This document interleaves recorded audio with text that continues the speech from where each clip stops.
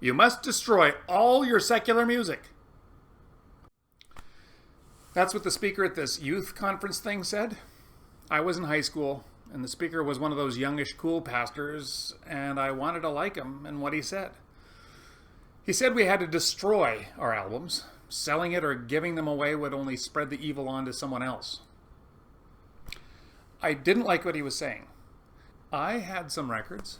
I didn't have too much disposable income, so the few records I had were important to me. I had purchased them carefully. I only had the ones I really liked and the ones I really wanted. And most of them were secular. He knew all the counter-arguments. He mocked those who pointed to the poetic verse and the musical brilliance of Led Zeppelin or The Who. One argument I remember, perhaps because it was mine, was that although there might be some bad content in the songs, there was much that was good in, say, Pink Floyd. But he had an answer to everything.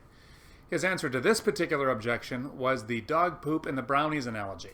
It went something like this. If I offered you a plate of brownies and told you that I had mixed a few tablespoons of dog poop in the batter, would you still eat the brownies?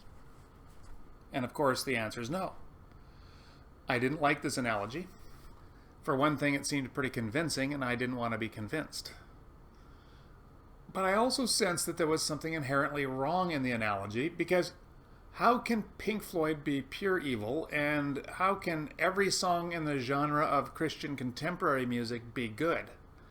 That didn't make sense, because a lot of that sucked.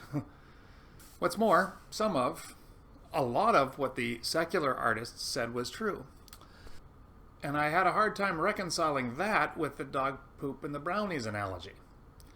I wasn't clever enough to raise my hand and ask him if he would eat a plate of tofu and Brussels sprouts soaked in cod liver oil with Flintstones chewable vitamins sprinkled over the top just because it didn't have any dog poop in it.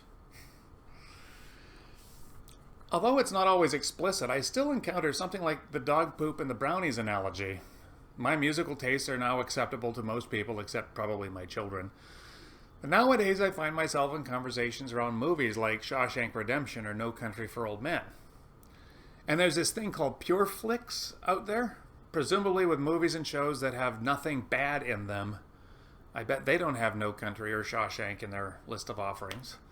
And my guess is that their homepage says something like, they only give you brownies that have no dog poop in them.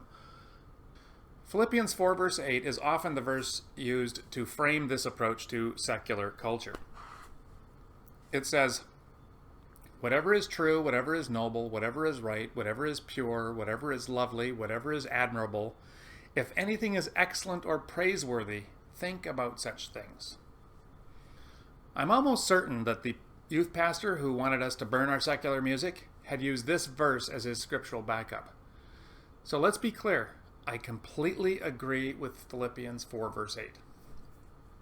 I also completely dismiss the dog poop and the brownies analogy, because the whole thing is based on a false premise. It's bad theology. It starts with the premise that there is such a thing as poopless brownies. The Bible says otherwise. In Genesis 1-3, it tells us that all things were created by God, and he declared it all very good.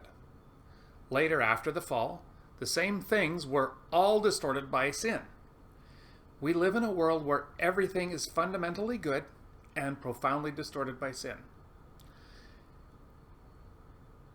If this is true, then we can't divide things up nicely between two categories of good and evil.